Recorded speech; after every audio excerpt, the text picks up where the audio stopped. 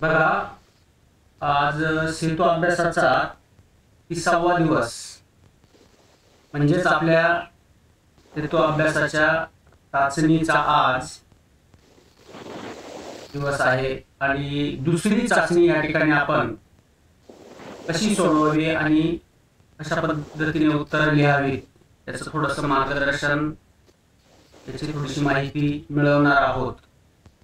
लक्षपूर्वक ऐकून ही चाचणी वहीमध्ये कशा प्रकारे लिहायची याची माहिती व्यवस्थित समजून घ्यायची. तुमच्या काही शंका असतील तर त्याही विचारायच्या आहेत, जेणेकरून तुम्हाला ती चाचणी सोडवताना कुठल्याही प्रकारची अडचण राहणार नाही. ओके, बघा या ठिकाणी तुम्हाला ही चाचणी स्क्रीनवर दिसते. तुमच्या कोणता दिवस दाखवलेला आहे या ठिकाणी? पहिला 30वा दिवस. वरती काय दिलेलं आहे? सेतू चाचणी क्रमांक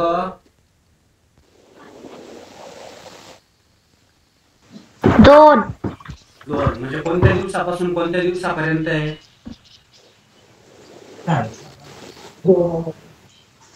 15व्या दिवसापासून दिवस 16वा ते 29. म्हणजे 16व्या दिवसापासून आपण जो जो अभ्यास केला ते कालचा 29वा दिवस, ह्या घटकांवर आधारित ही चाचणी दिलेली आहे. चला तर मग बघूया. प्रश्न पहिला काय दिलेला आहे? वाचा. खाली दिलेला करता वापरून सकर्म व अकर्म वाक्य लिही. खाली दिलेला कर्ता वापरायचा आहे, सकर्मक व अकर्मक वाक्य लिहायचे. सकर्मक आणि अकर्मक म्हणजे काय? कोण सांगेल मला? ज्या वाक्यात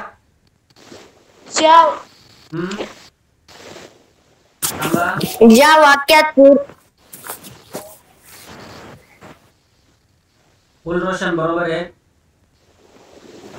ज्या वाक्यात पूर्ण वाक्य राहतात त्याला सकर्मक म्हणतात. त्या वाक्यात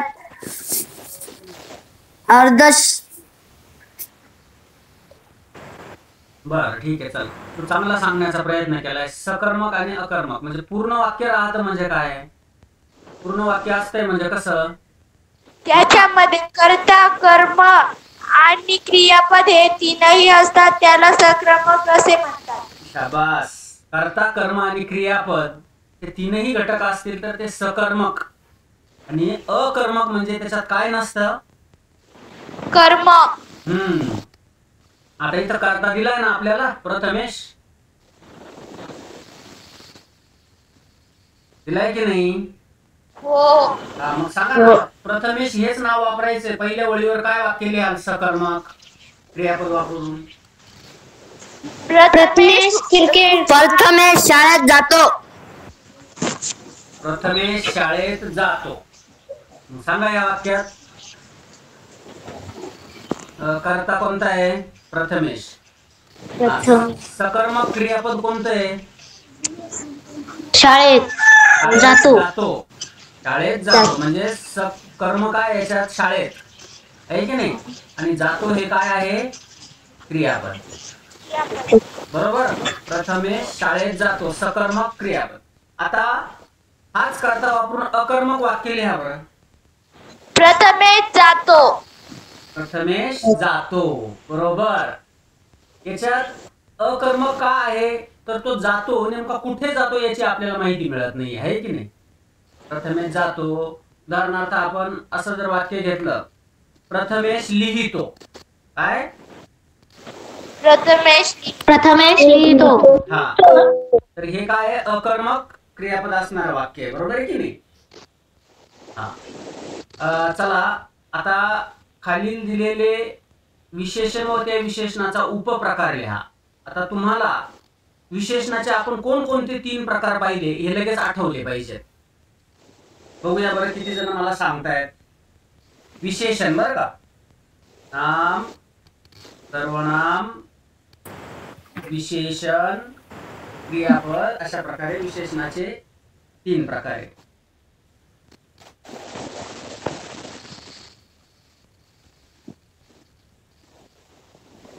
हे तुम्ही कसे ओळखू शकतात? इथं जे काही शब्द समूह दिलेत याच्यातलं विशेषण कोणतं आहे? नवा, सदरा, दसपट, झाडे, आम्ही, बहिणी, यातलं विशेषण कोणतं आहे ते इथं लिहायचंय अगोदर आणि त्याच्यानंतर त्याचा पुढे प्रकार लिहायचा आहे.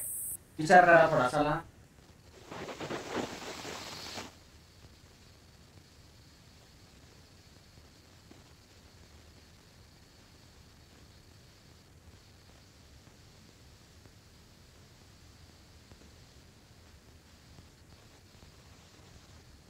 बरं, विशेषण म्हणजे काय?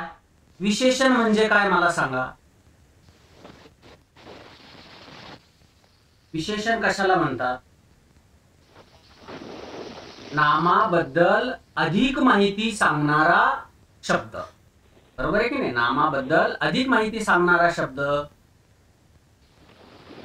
सुंदर मुलगी, यात नाम कोणतं आहे? सुंदर मुलगी.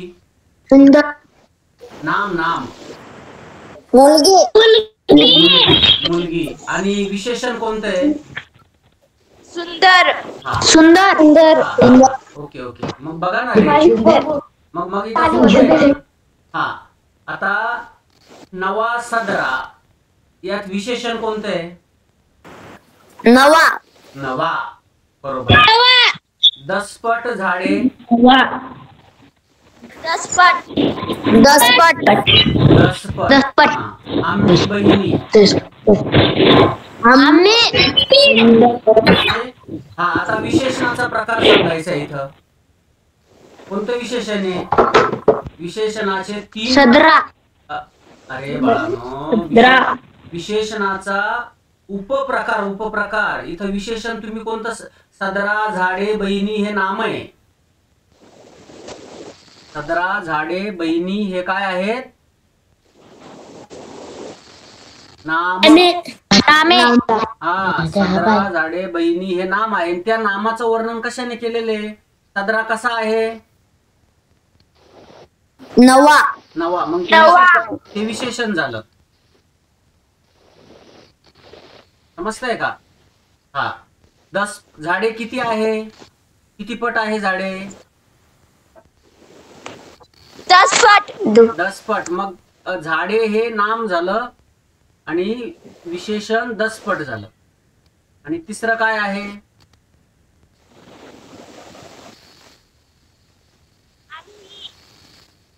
बहिणी. बहिणी हे नाम झालं आणि आम्ही हे विशेषण झालं. तर मग इथं विशेषण कोणकोणते लिहायचे? नवा, दसपट आणि आम्ही. हा. आता विशेषणाचा उपप्रकार ओळखायचा आहे तुम्हाला, इथं लक्षात घ्या. आता इथं नवा हा जो काही शब्द आहे हा इथं काहीतरी गुण आहे. सदऱ्याचा काय आहे? गुण. मग काय इथे येईल? गुणवाचक विशेषण. काय? कोणतं? गुणवाचक विशेषण. हा. इथं आता 10 पट. 10 ही काय आहे? 10. हा, बरोबर आहे. काय आहे? संख्या. हा. मग इथं काय येईल? कोणतं विशेषणाचा उपप्रकार येईल? संख्यावाचक विशेषण. कोणतं?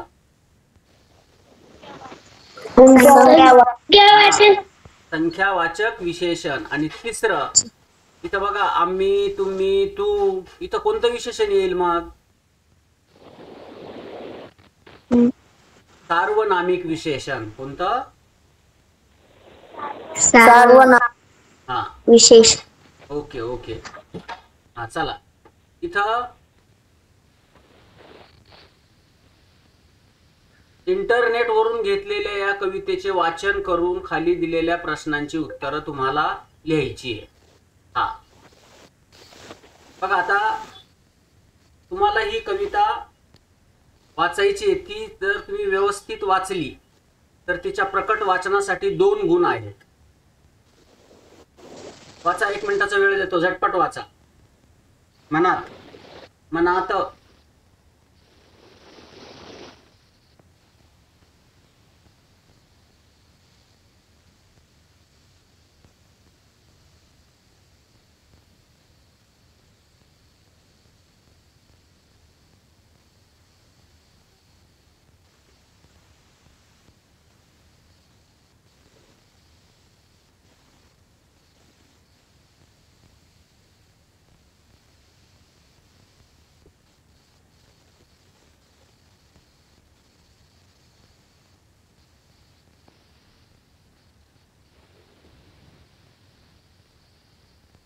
हा वाचला बघा, एकदा मी वाचून दाखवतो. नको नको ज्योतिषा माझ्या दारी नको येऊ, धनरेशांच्या चऱ्यांनी तळहात रे फाटला, तेव्हा तुझ्या भी घरचा झरा धनाचा आटला, माझे दैव मला कळे माझा हात नको पाहू,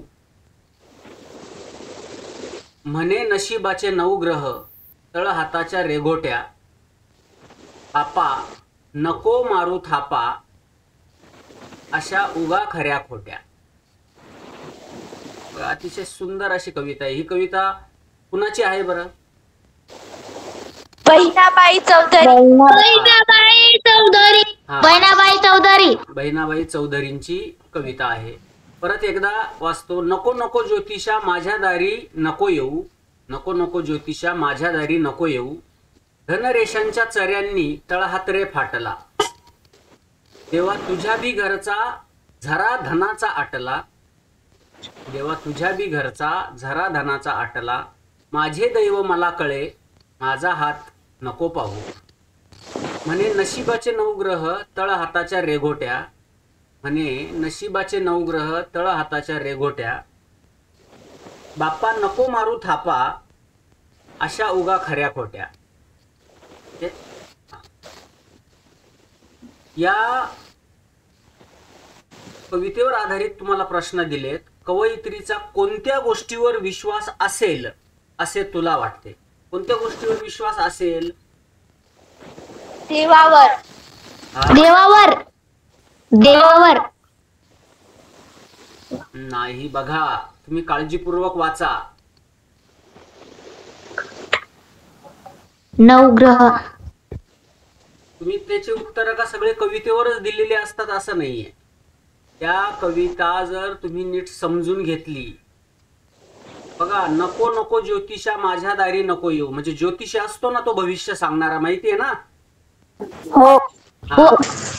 माझ्या दारी नको येऊ म्हणजे कवयित्रीचा भविष्यावर विश्वास नाहीये, भविष्य सांगणाऱ्यावर ज्योतिषीवर विश्वास नाहीये. धनरेषाच्या चऱ्यांनी तळ हात रे फाटला, म्हणजे आपल्या हातावर ज्या रेषा असतात, आपण म्हणतो ना धनरेषा आहे, हा, ही रेषा सरळ गेली म्हणजे इकडे पैसा मिळेल, संपत्ती मिळेल, अशा रेषा बघणारे ते सांगतात ना ज्योतिषी. हा, मग धनरेषाच्या चऱ्यांनी तळ हात रे फाटला, परंतु कवयित्रीचा हात जो आहे तो कशाने फाटलाय? कष्ट करून, शेतीची कामं करून, आहे की नाही? हा, तेव्हा तुझ्या बी घरचा धरा धनाचा आटला. ते देवाकडे सुद्धा आता संपत्ती नाहीये असं या ओळीतून कवयित्री सांगण्याचा प्रयत्न करते. माझे दैव मला कळे. ते कवयित्री काय म्हणते? माझे दैव मलाच कळते, माझा हात नको तू पाहू. कोणाला म्हणते? ज्योतिषाला. माझा हात नको पाहू, माझे दैव मलाच कळते. मग कधी कळतं माणसाला दैव? ज्योतिषाकडे पाहिल्यावर का? नाही. कवयित्री म्हणते माझे दैव मलाच कळे, म्हणजे याचा अर्थ काय? मी जर कष्ट केले तरच माझं दैव उजळणार आहे, असा थोडक्यात अर्थ आहे. म्हणे नशिबाचे 9 ग्रह तळ हाताच्या रेघोट्या. जणू काही ती त्या ज्योतिषाला सांगते कवयित्री, नशिबाचे जे 9 ग्रह असतात त्या तळ हाताच्या रेघोट्या असं तू सांगतोस, परंतु हे सगळं खोटं आहे. बाप्पा नको मारू थापा उगा खऱ्या खोट्या. हा, थापा म्हणजे काय? खोटं बोलणे आहे की नाही, तर खरं खोटं सांगू नको. म्हणजेच मग आता ह्या कवितेवर आधारित प्रश्न आहे, कवयित्रीचा कोणत्या गोष्टीवर विश्वास असेल, नसेल नाही विचारलं इथं, असेल असं विचारलंय. कशावर विश्वास आहे कवयित्रीचा? तर कवयित्रीचा कष्टावर विश्वास आहे. कष्ट करून समजतंय ना, कष्ट करणाऱ्या माणसाच्या थोडक्यात नशिबावर विश्वास आहे. हा बघा पुढे, देवाच्याकडे सुद्धा आता संपत्ती नाही, हे कवितेतील कोणत्या ओळीत सांगितले आहे? कोणत्या ओळीत सांगितले रे? देवाकडे सुद्धा आता संपत्ती नाही. देवा तुझ्या मी घरचा जरा धनाचा आटला. शाबास, आटला. बरोबर. देवा तुझ्या बी घरचा धरा धनाचा आटला, असं म्हणते कवयित्री आहे की नाही. ह्याच ओळीतून आपल्याला असे सांगितले आहे की देवाकडे सुद्धा आता संपत्ती नाही. संपत्ती नाही म्हणजे झरा धनाचा आटला, म्हणजेच कवयित्रीची इथे परिस्थिती गरिबीची आहे, परंतु ती त्या गरिबीची लाज न बाळगता, नशिबावर विश्वास न ठेवता कष्ट प्रवृत्तीवर विश्वास ठेवते. हा बरं. आता तिसरा प्रश्न आहे, कवितेला योग्य शीर्षक द्यायचंय तुम्हाला. काय शीर्षक द्याल रे या कवितेला?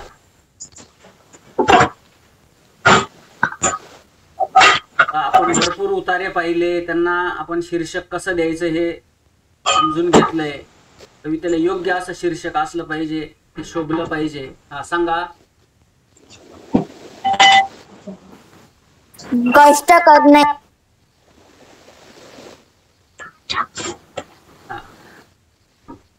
ठीक आहे, कष्ट. हा बरं, चालेल, असंही चालेल. हा पुढे, कारण इथे कष्टाचंच महत्व सांगितलेलं आहे. ज्योतिषापेक्षा इथे कष्टाचंच महत्व सांगितलेलं आहे.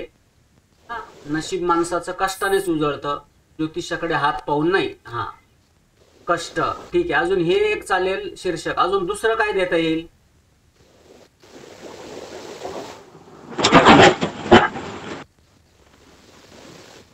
नशीब असंही देता येईल आहे की नाही? देता येईल का? हा तुम्हाला हे समजून घ्या, कारण तुम्हाला उत्तर स्वतः लिहायचे आहेत. पहिल्या चाचणीची जशी तुम्ही प्रिंट काढली त्याच पद्धतीने याची पण व्यवस्थित प्रिंट काढून आणा आणि ते सोडवा. बर, आता कवितेला योग्य शीर्षक आपण नशीब देऊ शकतो. ठीक आहे, चालेल. आता बघा तिसरा प्रश्न काय आहे या ठिकाणी, वाचा. शिक्षकांनी ऐकवलेली गोष्ट तुझ्या शब्दात 10 ओळीत लिही. बर, बघा आता एक गोष्ट ह्या ठिकाणी मी तुम्हाला सांगतोय. मी काय करायचंय, ही गोष्ट काळजीपूर्वक ऐकायची आहे. तिच्यातले काही महत्वाचे मुद्दे तुम्हाला वाटले तर मी लिहून पण घेऊ शकतात थोडक्यात, म्हणजे फक्त ती तुम्हाला गोष्ट आठवण्यासाठी लिहून घ्यायची. काय आहे ती नीट ऐका. ओके. आणि नंतर तुम्ही ती तुमच्या भाषेत लिहायची आहे. गोष्ट लिहायची इथं बरं, तुम्हाला लक्षात घ्या, 10 ओळीत. आता गोष्ट सुरू करतोय मी. करू का सुरू?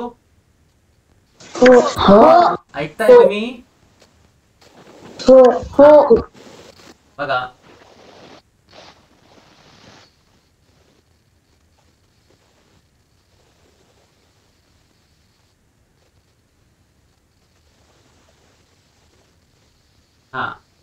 एका गावात एक खूप गरीब शेतकरी राहत असतो.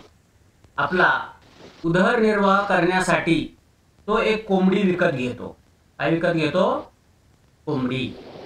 कोंबडी कशासाठी विकत घेतली मग त्याने? कोंबडीपासून अंडे विकून तो त्यापासून पैसे मिळवू शकेल. बरोबर आहे की नाही? दुसऱ्या दिवशी सकाळी त्याने काय केलं बघा, दुसऱ्या दिवशी सकाळी त्याने आणलेल्या कोंबडीने एक सोन्याचे अंडे दिले होते. कशाचे?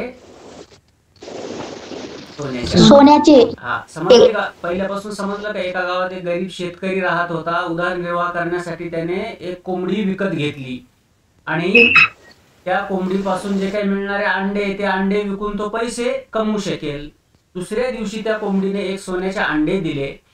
ते सोन्याचे अंडे बघून शेतकरी आश्चर्यचकित झाला. खूप आनंद झाला की आपल्या कोंबडीने सोन्याचं अंड दिलं. त्याने ते अंडे बाजारात नेऊन काय केले? विकले. त्या बदल्यात त्याला खूप पैसे मिळाले. दुसऱ्या दिवशी तसंच झालं. दुसऱ्या दिवशी सुद्धा त्याने परत कोंबडीने त्याच्या सोन्याचं अंड दिलं. त्याने ते परत अंड बाजारात विकलं. आणि अशा प्रकारे ती कोंबडी रोज एक सोन्याचं अंड द्यायला लागली. तो ते बाजारात विकायला लागला. रोज मिळणाऱ्या पैशामुळे त्याची परिस्थिती आता सुधारायला लागली. तो श्रीमंत झाला. चांगले व आनंदी जीवन जगायला लागला बिचारा. हा, तो अगोदर गरीब होता, आहे की नाही? हा, मग एकदा काय झालं बघा, त्याच्या मनामध्ये एक विचार आला. कोंबडी जर रोज एक सोन्याचे अंडे देत असेल तर तिच्या पोटामध्ये किती अंडे असतील, किती सोन्याचे अंडे असतील? दररोज एकच देते, आहे की नाही? पण जर त्या कोंबडीच्या पोटात मग किती सोन्याचे अंडे असतील? आपण जर तिला मारून तिच्या पोटातली सर्व अंडी जर काढून विकली बाजारात तर आपण खूप श्रीमंत होऊ. अहो, त्यापेक्षाही त्याने काय केलं? या हव्यासा पोटी, त्याला हाव भरली, आहे की नाही? या हव्यासा पोटी त्याने काय केलं? ती कोंबडी जी आहे त्या कोंबडीला मारून टाकली. आणि मारून टाकल्यानंतर त्याला तिच्या पोटामध्ये एकही सोन्याचं अंड दिसलं नाही. त्याला एकही अंड सापडलं नाही. तो खूप उदास झाला. कारण आता कोंबडी पण मेली होती आणि आता त्याला सोन्याचे अंडे देणारी कोंबडी पण जिवंत राहिली नाही. बरोबर आहे की नाही? हा, तर काय तात्पर्य आहे या गोष्टीचं? तात्पर्य काय? लालच करू नये. हा, लालच करू नये. कोणत्याही गोष्टीचे लालच करू नये. म्हणजेच थोडक्यात आपल्याला जेवढे मिळते ना तेवढ्यावर आपण समाधान मानलं पाहिजे. कोणत्याही गोष्टीची जास्त हाव करणे चांगले नाही. समजलं? तात्पर्यासह गोष्टीला शीर्षक पण देऊ शकता तुम्ही. काय द्याल? सोन्याची कोंबडी. सोन्याचे अंडे, सोने देणारी कोंबडी. हा, सोन्याचे अंडे देणारी कोंबडी. ओके, समजलं? ही गोष्ट तुम्हाला काय करायची आहे? द्यायची. हा, ओके. ह्या तिसऱ्या प्रश्नात पुढे चौथा प्रश्न. सोबत दिलेल्या चित्राविषयी तुम्हाला कोणती माहिती आहे? बघा बरं, हे चित्र कशाचं आहे रे? बक्षीस. हा, ठीक, बक्षीस आहे. बरोबर आहे. बक्षिसासारखं दिसतंय ते, परंतु ते बक्षीस नसून बघा, परमवीर चक्र हे पदक आहे. कोणतं पदक आहे? परमवीर चक्र. बघा, भारतीय सैन्यामध्ये जर एखाद्या सैनिकाला शत्रूशी शत्रूशी 2 हात करताना जर वीर मरण आलं तर भारत सरकारकडून त्याला एक परमवीर चक्र दिले जाते त्या व्यक्तीच्या कुटुंबाला. आपल्या लक्षात? म्हणजे एखादी व्यक्ती जर लढाईमध्ये, युद्धामध्ये शत्रू बरोबर 2 हात करताना जर भारतीय सैन्यातली शहीद झाली, त्या व्यक्तीला हे परमवीर चक्र दिलं जातं. हा, विशेष आणि अतुलनीय अशी देशासाठी झटणाऱ्या सैनिकांना हे परमवीर चक्र पदक दिलं जातं. हा, 2-3 ओळीमध्ये याची माहिती लिहायची.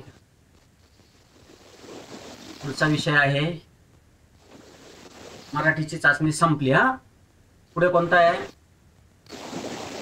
गणित. गणित. बघा, प्रश्न क्रमांक 1, 4 ने विभाज्य असणाऱ्या 3 अंकी कोणत्याही 3 संख्या लिहा. कितीने विभाज्य? 4 ते 4 ने. 4 ची कसोटी काय आहे सांगा? 4 1 4 4 2 8 4 3 12. नाही, हा पाडा झाला. कसोटी काय सांगितली आपण विभाज्यतेची?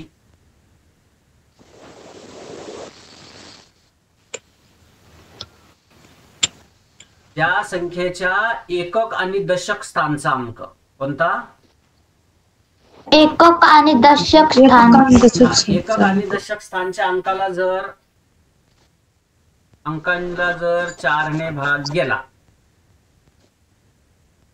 तर ती संख्या 4 ने विभाज्य असते. उदाहरणार्थ बघा, 536 कोणता अंक आहे? 3 अंकी संख्या सांगितली ना, 536. कोणती संख्या? 536. 536. हा, 536. 536 या संख्येमध्ये एकक स्थानचा आणि दशक स्थानचा अंक कोणता आहे? एकक स्थानक 6, दशक स्थानक 3. हा, एकक स्थानी 6 आहे आणि दशक स्थानी 3 आहे. 536. मग एकक आणि दशक स्थानचा अंक मिळून कोणती संख्या तयार झाली मला सांगा? 36. 36. आता 36 ला 4 ने निशेष भाग जातो का? आता 4चा भाग म्हणा. 4 4 4 8 4 3 12 4 4 16 4 5 4 6 24 4 7 4 8 32 4 9 36 4 10 4. बरोबर बरोबर. 4 9 36 आहे की नाही? म्हणजे 4 ने निश्चित भाग जातो. म्हणजेच 536 ही संख्या 4 ने विभाज्य आहे. ही झाली एक संख्या 536. तर मग अशा अजून कोणत्या संख्या घेऊ शकतात? 516. 300. समजा 316 कोणती संख्या आहे? 316. 316. हा, 316 ही संख्या 4 ने विभाज्य असेल का नाही? हो. हो. हा, कारण एकक आणि दशक स्थानचा अंक याला 4 ने भाग जातो ना. हा, मग अशा किती संख्या लिहायच्या आहेत तुम्हाला? 3 संख्या. समजलं का पहिला प्रश्न? चला पुढे. आता बघा, प्रश्न क्रमांक 2. माईक बंद करा रे. भाग्यश्री, माईक बंद कर. हा, तुम्हाला उत्तर विचारल्यानंतर चालू करत चला बाळा. 3 अंकी संख्या लिहा. हा प्रश्न 3 गुणांना आहे. हा, पुढे प्रश्न क्रमांक 2. कोणतेही प्रत्येक प्रश्नाला इथं 2 गुण आहेत. हा, प्रत्येकी 2 गुण आहेत. वाचा बरं पहिलं उदाहरण. 85 अंश दशांश चिन्ह. दशांश चिन्ह 2 1 2 वजा वजा 3 दशांश चिन्ह 4 1 0. हा, वजाबाकी करता येईल का तुम्हाला हे? हो. येईल का नाही? हा, हो. दशांश चिन्ह खाली दशांश चिन्ह मांडा. समजतंय ना? हा, दशांश चिन्ह खाली दशांश चिन्ह मांडून बरोबर वजाबाकी या ठिकाणी करायची आहे. तसंच गुणाकारामध्ये बघा 6 दशांश चिन्ह 17 गुणिले 85 दशांश चिन्ह 212